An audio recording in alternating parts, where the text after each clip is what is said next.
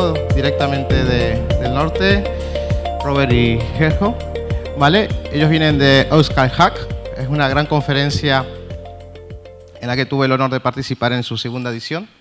Y la verdad que nos han tratado, wow, por lo menos cuando yo fui me trataron estupendamente. Estamos devolviendo un poco el favor. Mucha sidra, muy buena carne, buenas tapas. Y bueno, ellos nos van a hablar sobre Listening USB from Knob to Login. Y sin más preámbulo, porque yo creo que ya tenéis todo listo, ¿no? Yo creo que sí, a ver. Vale, pues le paso yo el micro a Genjo. Muy bien. Vale, y qué gran gente, Juaja. Pues nada, a ver, la petaca no sé si la podéis habilitar. Sí, a ver si me la consigo poner bien. Es al revés. A ver cómo está. Yo creo que sí, ¿no? Eso Sí, sí. ahí Ahí está, vale, perfecto. Bueno, pues arrastillón, como decimos en mi tierra. Buenas tardes a todos. La conferencia que tenemos ahora es un poco más sencillita que la de HIP. La verdad es que yo creo que es muy llevadera. Y vamos a empezar haciendo pues un poquito de añoranza, ¿no? Yendo a unos tiempos en los que configurar y meter un periférico en un PC no era una cosa sencilla. Teníamos una serie de protocolos de comunicación pues, antiguos. Cuando tú llevabas un dispositivo nuevo a una placa antigua, había que cargar el driver a mano, probablemente en un disquete. Había casos incluso que había que configurar con jumpers en qué interrupción iba a funcionar ese periférico y la verdad es que no era un proceso nada sencillo para un usuario que no tuviese conocimientos de informática. ¿Cómo reacciona la empresa ante esto? Bueno, pues lo que hace es un estándar, una especificación que es la especificación USB. ¿Qué tenía esto de bueno? Pues que tú llegabas con tu dispositivo USB, lo metías en un PC y automáticamente, la mayoría de las veces, todo esto funcionaba. Es un avance importantísimo y hoy en día hay billones de dispositivos que utilizan USB como medio de comunicación con el PC, con lo cual es un caso de éxito claro de la industria. Vale. ¿Y a qué se debe toda esta magia? Que yo conecte algo a un dispositivo, a un PC y este empiece a funcionar. Bueno, pues se debe a una cosa que se denomina plug and play, que tiene dos partes, ¿de acuerdo? La primera parte es la parte en la que yo conecto el dispositivo y el dispositivo y el PC se entienden. Y el PC es capaz de saber que está hablando con un teclado, que está hablando con una cámara, que está hablando con un teclado HP, que está hablando con una cámara Dell o que está hablando con un dispositivo en concreto. Y la segunda parte, porque comunicarse hasta aquí solo soluciona la mitad del problema, es tendríamos el problema de saber con qué driver el kernel tendría que hablar con el dispositivo. La segunda parte es otro gran avance, que son las clases.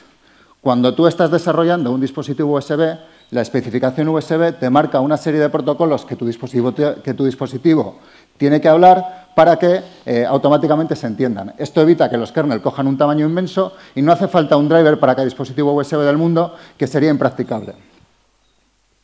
Vale. Todas las cosas que son tan sencillas y que funcionan tan automáticamente, pues normalmente suelen ser sujetas a algún tipo de abuso o algún tipo de explotación.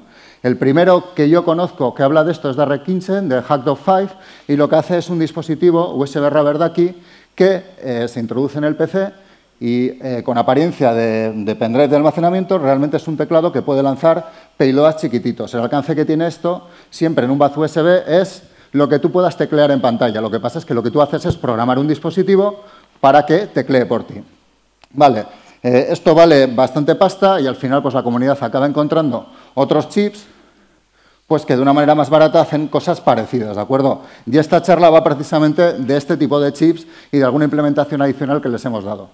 Es interesante porque es una informática muy sencilla, es una informática muy de casa y los dispositivos que hemos buscado son baratos. Creo que la placa más cara que hemos usado vale 10 euros, con lo cual, para toda la gente que está empezando en este mundillo, pues tiene una forma de jugar, yo creo que muy interesante.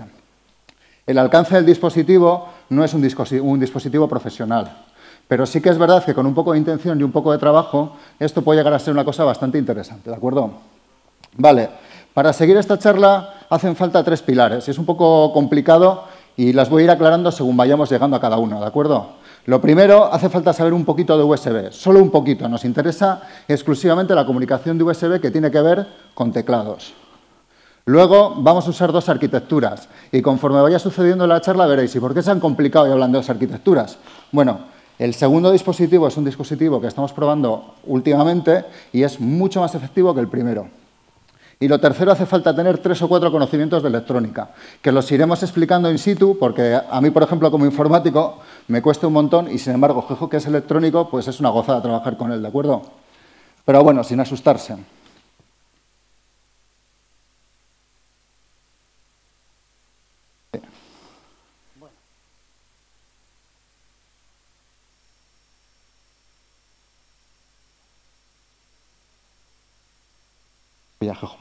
Vale, hola.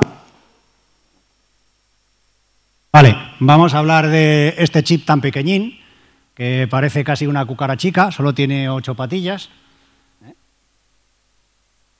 Al otro lado, en la otra dirección. Vale. ¿Qué haría nuestro dispositivo? Tenemos ese chip puesto entre el teclado y el PC, de manera que el sistema operativo no lo vea, que está en modo de alta impedancia, como vamos a ver luego qué es. El primer paso, nuestro aparato va a esperar a que se pulse control al suprimir. ¿Por qué va a esperar control al suprimir? Porque después de control al suprimir va la contraseña, normalmente. Entonces va a capturar todo lo que se teclea en el teclado hasta que pase un tiempo o hasta que se pulse intro.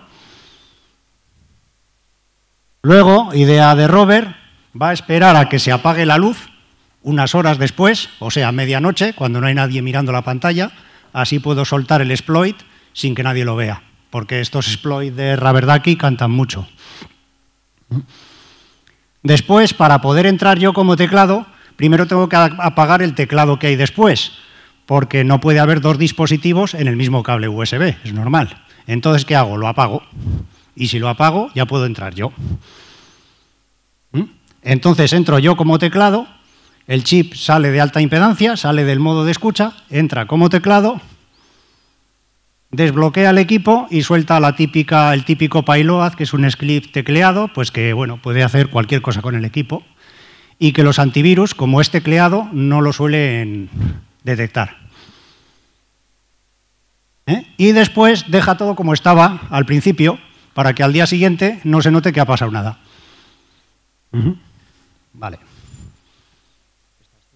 Vale. Esta es la segunda versión del dispositivo. ¿Por qué? Porque el primer dispositivo solo habla baja velocidad y la verdad es que va muy justito. O sea, está al límite. O sea, al límite. Entonces, hemos escogido este chip. Con este chip, de momento, lo que hemos hecho es casi lo mismo. Espera, se pone en modo alta impedancia. No lo ve Windows, no ve un dispositivo USB, solo ve el teclado original que hay detrás, hace lo mismo, sniffa, espera control al suprimir, captura la contraseña, se conecta a una red Wi-Fi y nos manda un Telegram o el password le manda a la nube. O sea que hemos capturado la contraseña del usuario.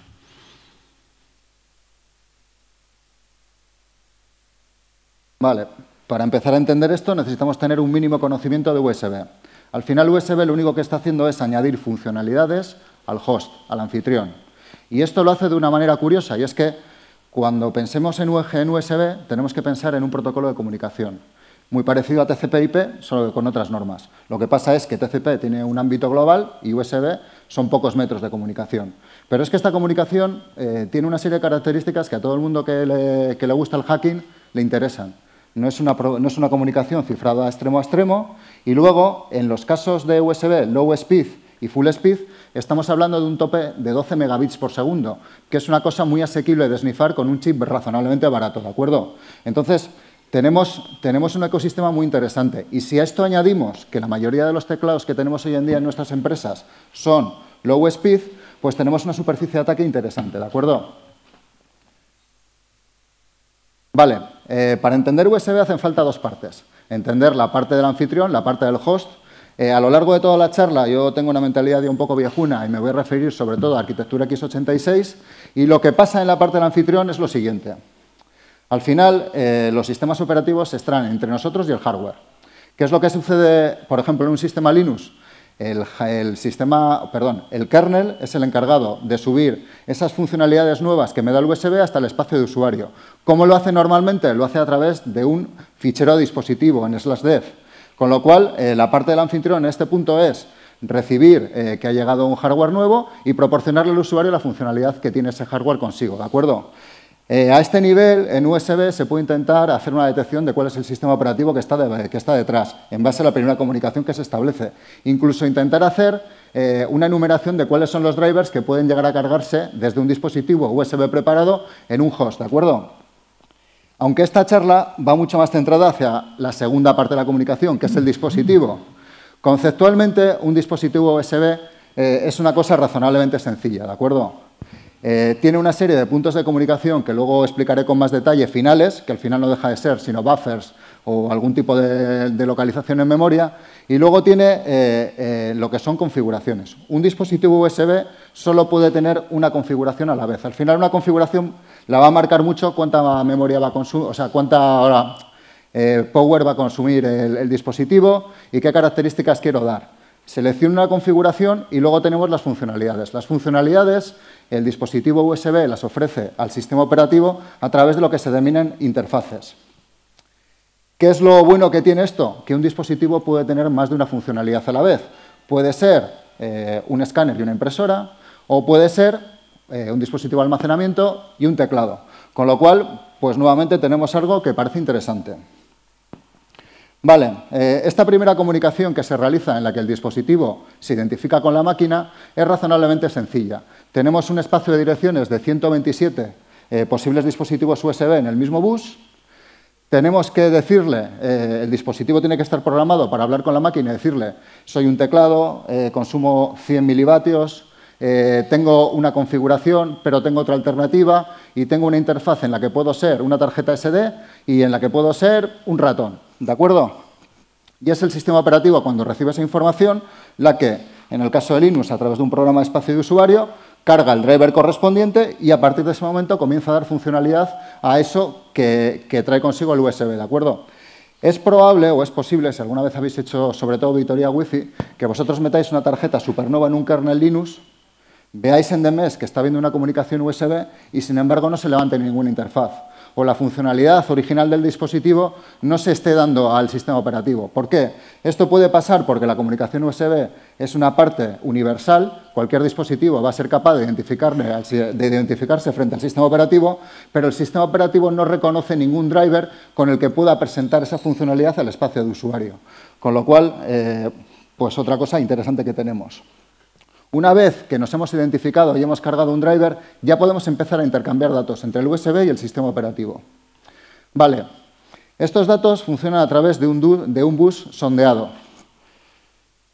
No me atrevo a decir POLEZ porque es que yo soy de la EGB y al final el inglés es como el inglés.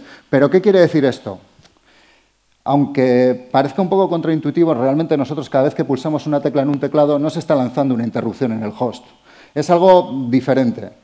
En el bus hay un controlador USB, que es el que continuamente está preguntando a todos los dispositivos que tienen conectados en esa arquitectura de estrella si tienen algo que mandarle o si les va a mandar algo, ¿de acuerdo? Estamos continuamente desde el controlador USB preguntando a los dispositivos si están esperando o si les vamos a mandar algo, ¿de acuerdo?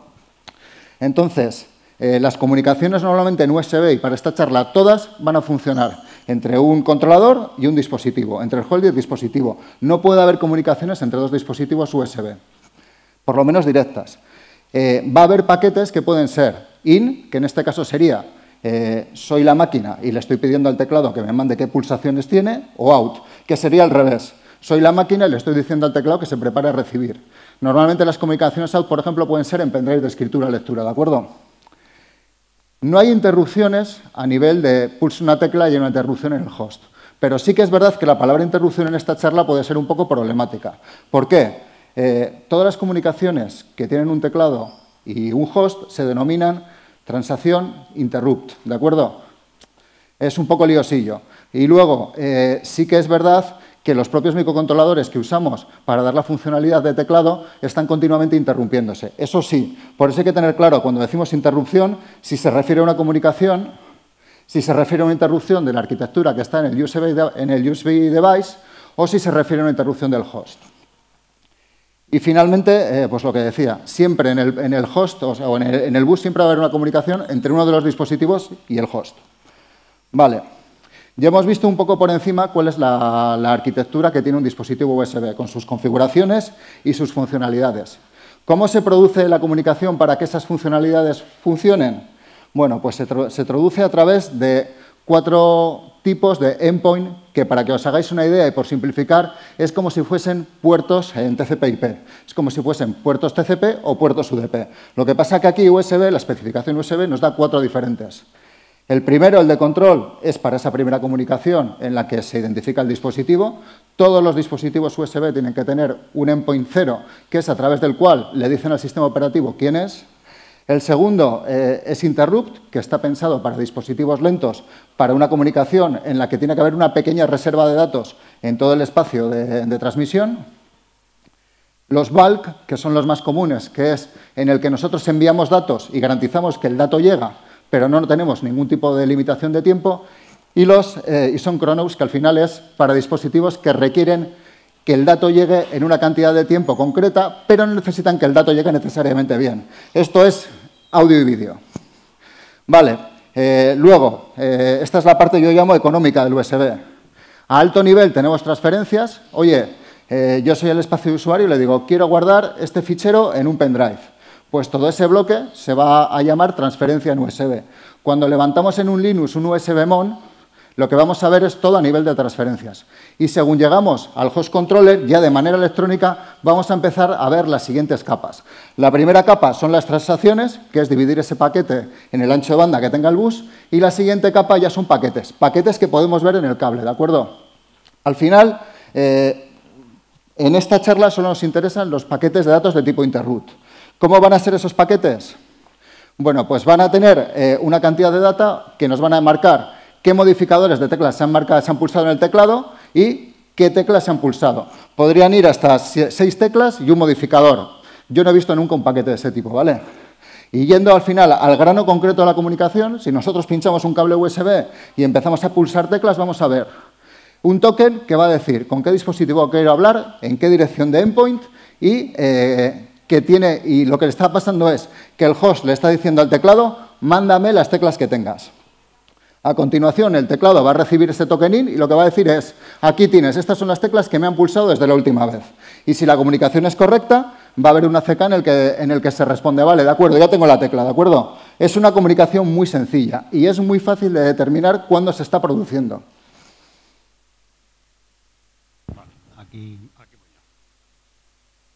Vale, aquí tenemos los 2 chips. Este es el antiguo, el pequeñito, y este es el nuevo, y vamos a ver un poquito pues, qué características hace en cada uno.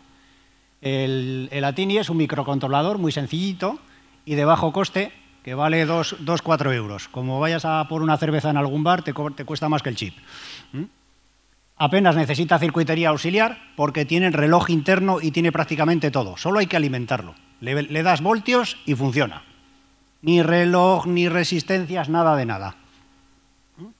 Tiene un pequeño bootloader que se llama micronucleus, gracias al cual lo podemos reprogramar sin circuitería auxiliar. No necesitamos programadores de EPROM ni historias raras. De hecho, se puede programar con el Arduino IDE cargando unas librerías para el Arduino. Cargas la definición de placa y automáticamente el Arduino ya puede programar este aparato. Creo que muchos habéis oído hablar de ese entorno de programación de micros. ¿Problemas que tiene? Pues que tiene muy poquita memoria RAM, 512 bytes, muy poca. Y tiene pocas patillas, 5. Depende de qué quieras hacer, pues con 5 patillas, pues ni una tiralez puedes controlar a veces. Y el problema que tiene para el USB es que este chip trabaja a 5 voltios y como el USB, las patillas de datos van a 3,3 voltios, pues hay que montar una pequeña trampa electrónica para que las patillas del USB vayan a 3 voltios, porque si le meto 5 voltios me cargo el PC y eso no lo queremos nadie. Bien, el chip nuevo al que hemos saltado es otro microcontrolador, pero de bajo coste, de 5 a 15 euros. Bueno, es un poquito más caro que el otro, pero el otro vale como una cerveza, este vale como un cubata.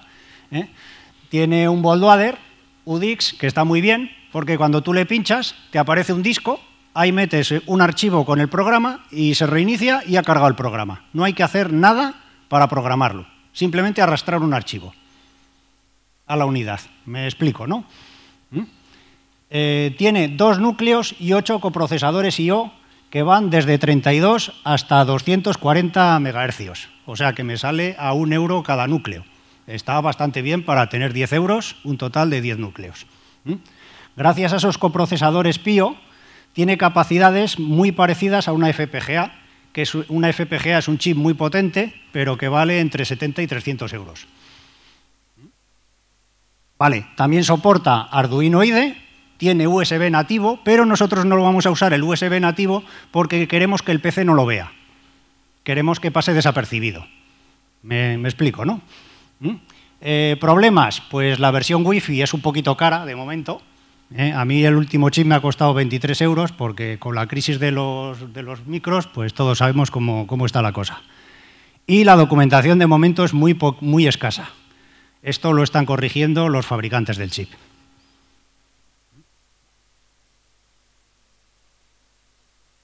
Vale, para entender por qué nos dan guerras los bootloader, tenemos que entender lo que es un bootloader. Tradicionalmente en los microcontroladores lo que pasaba es que nosotros nos pinchábamos a 4 o 5 patillas, usábamos un programador y normalmente por SPI cargábamos el programa en memoria.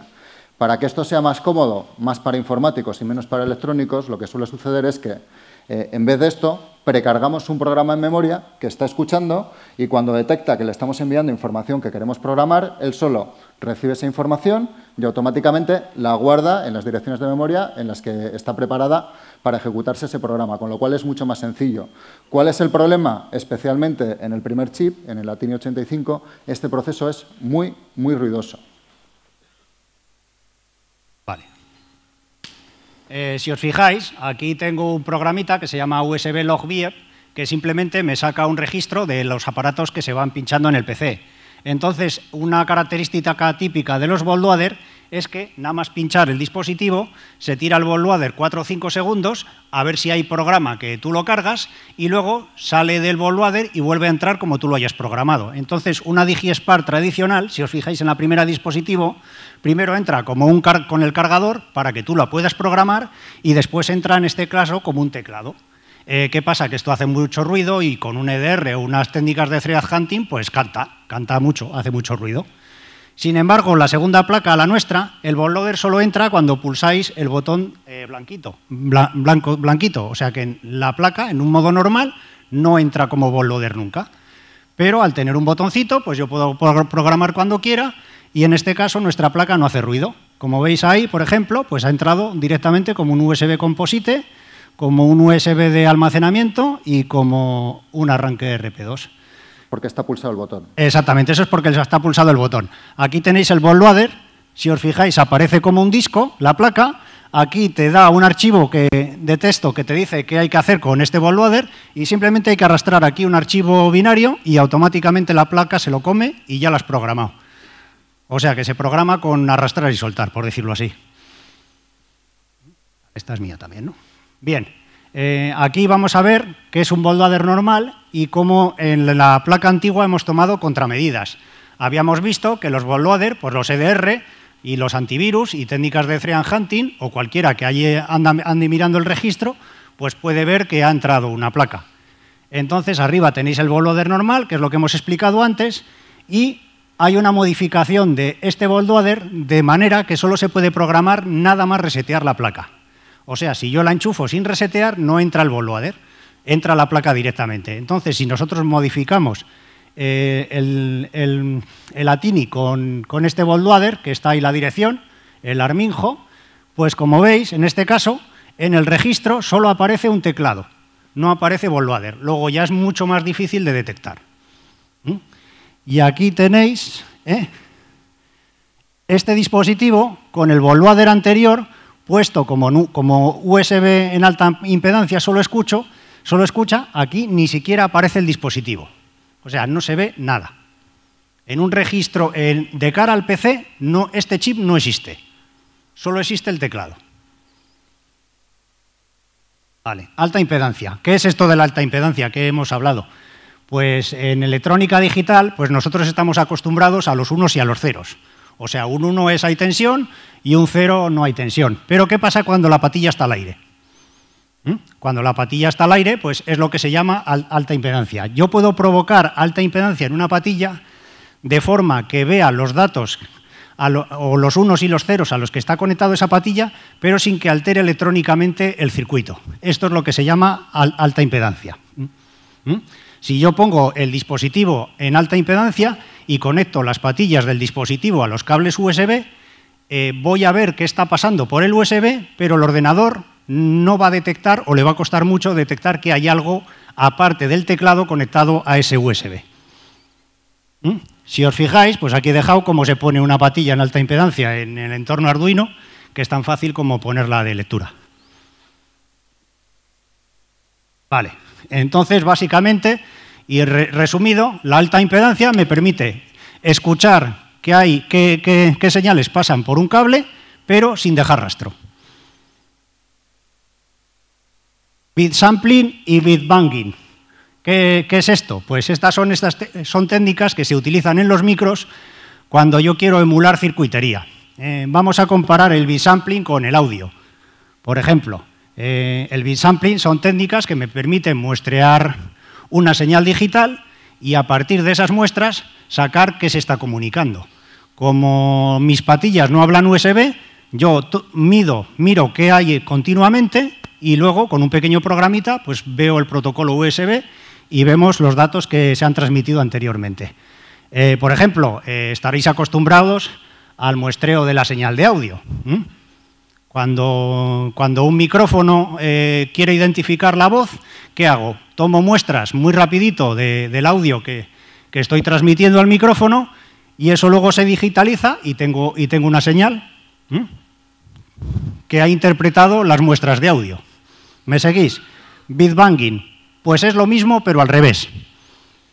O sea, en vez de muestrear, pues envío señales a toda pastilla y así consigo generar lo que yo quiera. Por ejemplo, en audio, si no tendríamos un DSP, si yo mando valores a un altavoz a 44 kHz, pues al final nosotros lo que vamos a ver detrás del altavoz es audio. Por ejemplo, el Alexa, cuando quiere interpretar la voz, hace bit sampling y cuando quiere hablar, hace bit banging. Vale, esta es tuya. Para que un DJ Spark sea capaz de escuchar USB, en este caso siempre low speed, estamos usando una librería de ovdev.at. Es una joya. ¿Por qué? Porque consigue que un chip de 3 o 4 euros de manera programada hable USB. Y a nosotros siempre nos interesa que sea de manera programada porque de esta forma somos capaces de interpretar las señales dentro del chip. Además ellos te explican cómo llegan a esta deducción. Dicen, mira, para hablar low speed yo tengo que llegar a 1,5 megabits por segundo. Como este chip es capaz de llegar a los 16,5 MHz, pues hago una cuenta de la vieja y digo, oye, pues 1,5, tengo 11 instrucciones para ver si soy capaz de escuchar o no un símbolo USB. Y como les dan las cuentas, dicen, efectivamente, este chip es capaz de escuchar USB. Ellos hacen una implementación en la que nos dejan en una librería, en ensamblador, todas las pequeñas funciones que permiten esa comunicación USB a muy bajo nivel.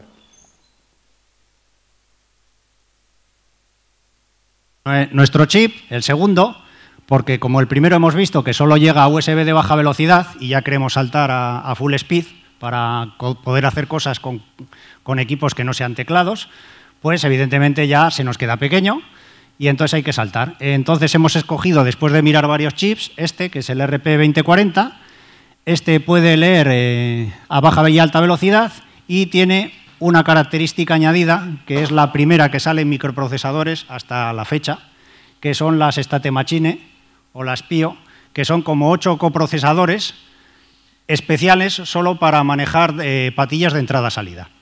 Estos coprocesadores funcionan independientemente del núcleo. Ahí va. Vale. Este es el circuito de los coprocesadores I/O, o llamados State Machine o PIO. Estos coprocesadores son una especie de unión entre un bloque lógico, un CPLD, y un procesador muy sencillito, pero muy, muy rápido.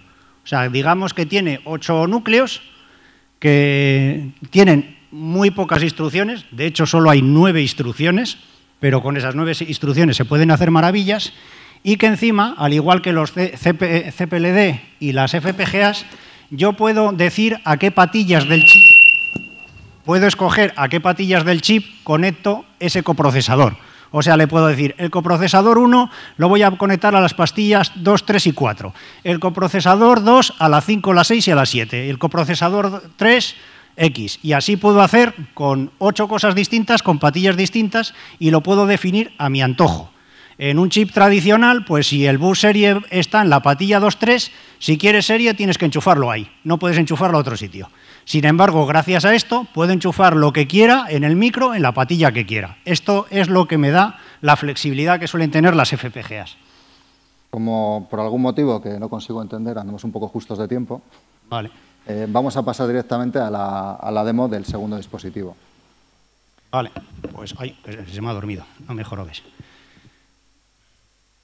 A ver. Preparando, voy contando yo. Básicamente, lo que tenemos es un teclado preparado. Hemos metido dentro del teclado el segundo chip, una RP2040. Como este chip tiene muy poco consumo, en principio creemos que con un poquito de magia electrónica vamos a ser capaces de alimentar el chip de SNIF con la propia alimentación del teclado. Y la idea que vamos a hacer es la siguiente. Nosotros nos vamos a poner entre el teclado y el host, y lo que vamos a esperar aquí es que se produzca una comunicación con una pulsación concreta de teclado, empezar a recibir esa comunicación, y para comprobar que funciona nos lo vamos a mandar a un bot de Telegram. Esto es posible porque dentro de las implementaciones que se han hecho de la 2040 ya existen implementaciones que tienen Wi-Fi. ¿Cuál es el camino más lógico en todo esto? Pues que en cuanto haya alguna implementación que de manera nativa hable LoRa, podamos usar otros protocolos de comunicaciones bastante menos ruidosos, ¿de acuerdo? ¿Tienes? Pues todo tuyo. Sí. Llaves de suerte y no tenemos que poner el vídeo.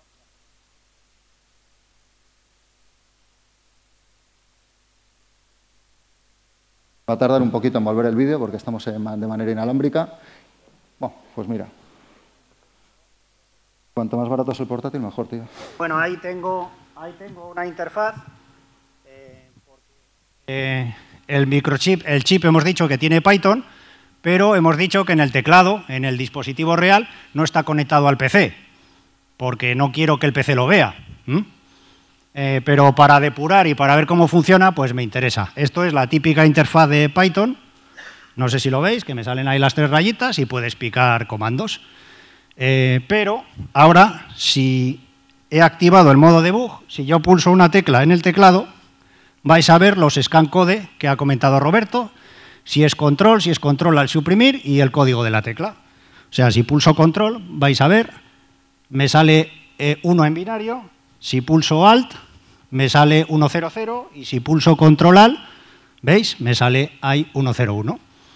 En este punto lo que estamos demostrando es que ya tenemos un SNIF de la comunicación USB, por lo menos a nivel interrupt y a nivel de teclado. Vale, no nos ha dado tiempo, pero la State Machine que habéis hecho antes, esto se consigue con 12 instrucciones de código PIO, con solo 12 instrucciones. Y encima me pasan los datos a un buffer que luego puedo manejar en Python tranquilamente en tiempo real.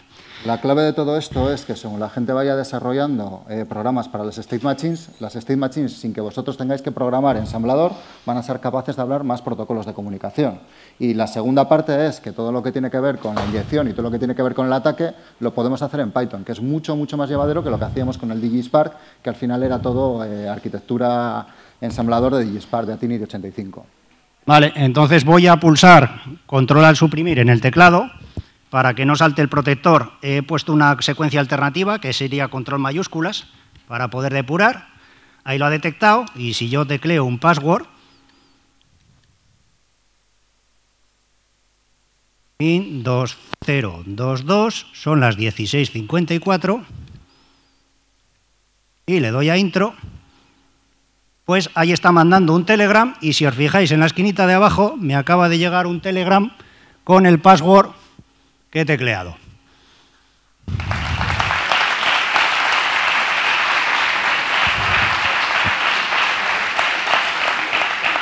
lógicamente, todo esto se puede hacer mucho menos ruidoso y creo que es una herramienta de juguete muy chula.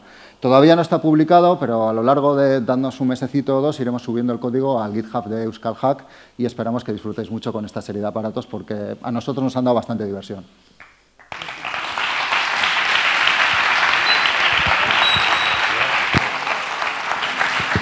Bien, estamos un poquito fuera de tiempo, pero creo que hay preguntas, ¿no? Vamos a darle lugar a un par de preguntas y luego tenemos el break. Vale, no, es que... Con una contraseña de Wi-Fi hardcodeada, aquí estaría. Lo hemos montado en un teclado, pues porque queda bonito. Si lo metes en una ferrita un poco cantosa, te llega. Para que no haga ningún tipo de ruido en el EDR, yo creo que lo suyo es pillar el ordenador apagado. Pillas el ordenador apagado, te pones en medio y va a ser absolutamente invisible para lo que haya detrás. Porque con un poquito de magia puedes incluso llegar a suplantar los identificadores que este teclado o que el teclado original debería mandar a la máquina. Vale, y a nivel lógico, ¿hay manera de bloquear eso? Es decir, sé que el host no se da cuenta porque lo hemos estado viendo, pero ¿hay manera de ponerle un 0 para que...? A ver, hay protecciones que lo que hacen es deshabilitar completamente los USBs. ¿A nivel de BIOS o a nivel de sistema operativo? A nivel de las dos, a nivel de DR. Yo creo que si el dispositivo es ruidoso y durante una ejecución de usuario se detecta una desconexión de teclado y una conexión de teclado, un EDR bueno te lo va a pillar. Si eres si tienes tecnología un poco avanzada, igual incluso la frecuencia de pulsaciones del usuario la podría detectar, podría tener un poco machine learning. Pero que yo sepa, en un antivirus normal, de una casa o de una empresa, de un ordenador expuesto, esto no va a hacer apenas ruido. Otra cosa es la superficie de ataque que tiene, porque al final daros cuenta que lo que nosotros estamos lanzando son un montón de pulsaciones. Esto te va a sacar una PowerShell o un CMD y va a empezar a hacer chorrones de datos. Se le puede dar un poco de inteligencia y puede llegar a ser un poco cabrón. Hay cosas que te lanzan directamente pues malware desde aquí. Pero bueno, tienes que tener acceso físico a la máquina y tal. Es más un juguete casi que algo para atacar, salvo que estés en Red Team. Vale, muchas gracias. ¿Una pregunta más allí? Voy para allí. Y de todas formas, en el break los podéis asaltar y preguntarles. Mañana, para los que ya se han apuntado... El chip es así de grande. ¿Y pensáis esto comercializarlo o algo, sacarlo para los que somos absolutos negados? Open source, ¿no? El chip lo compráis en donde queráis, en alguna página china o en alguna página de estas estadounidenses, que vale 11 euros. Y el código os lo damos nosotros en cuanto tengamos un rato y lo pongamos bonito, lo subamos a GitHub. Gracias.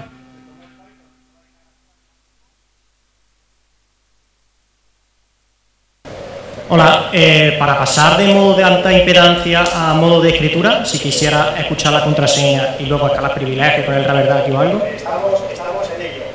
Tenemos un problema porque transmitirían los dos equipos a la vez. Entonces habría dos maneras.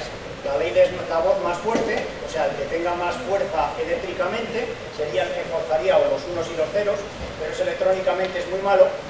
Y otra cosa es que estamos investigando en ello, es hacer de proxy, recoger por un lado las señales del ordenador y reenviárselas al teclado y recogerlas del teclado y reenviárselas al ordenador. Y cuando quiera meterme en medio, bloqueo las señales del teclado y le mando al ordenador lo que me da la gana. Las bloqueo a nivel de USB, no las bloqueo electrónicamente, no habría una desconexión, sencillamente le diríamos al teclado que, bueno, pues está hablando.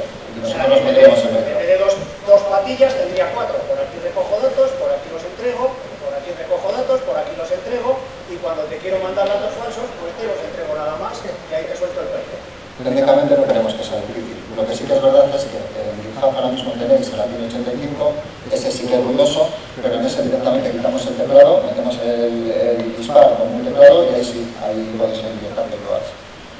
Y probando haciendo, en vez de quitar un proxy con un amplificador operacional para conectar y refrescar el teclado y siempre en modo de escucha. Tendrías que usar una puerta de transmisión lógica. Es un circuito especial que te permite bloquear señales. Por ejemplo, un bus de un PC que tiene 3 o 4 tarjetas PCI, pues solo cojo los datos de la que quiero y las otras las bloqueo por si acaso. Con puerta de transmisión lógica. ¿Sí? También con dos FET te podrías hacer una puerta de transmisión lógica y les podrías forzar a que pase la señal o no. Entonces tú podrías decidir bloquear la señal del teclado electrónicamente y suplantar tu ATM. Aquí también el tema es que no tengáis que tocar plaque, que no tengáis que soldar. El RT2040 prácticamente funciona con dos cables pinchados a la mujer. Muchas gracias.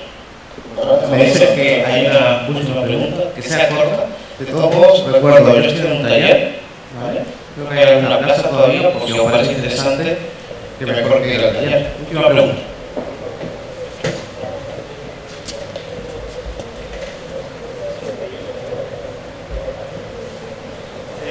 Muy buena, un trabajo excelente. El Product ID era el chip. En la acción de Fiascañi se puede identificar. Vale, hemos dicho chip, USB, se identifica con el sistema operativo. Normalmente, para detectar con quién estamos hablando, se usa una parte que es Vendor ID y una parte que es Product ID. Eso está tanto en el firmware, o sea, tú puedes poner lo que te dé la gana. El tema es que en una demostración pública, para tener un vendor y para tener un product, hace falta pagar y nosotros no lo vamos a hacer, pero escribir o sustituirlo. Si tú estás escuchando, podrías incluso llegar a saber cuál es el producto y el vendor del teclado. Y si tú tienes un poco de suerte y alguien aficionado a las redes sociales, podrías incluso llegar a saber qué modelo de teclado hay en una empresa y llegar a saber de antemano cuál probablemente sea el producto y el vendor ahí en el teclado. Aparte de que, como está en alta impedancia, el que negocia el Product ID y el Vendor ID es el teclado real. Yo suplanto después de la configuración y después de la negociación. Gracias. Bueno, un fuerte aplauso para despedirnos.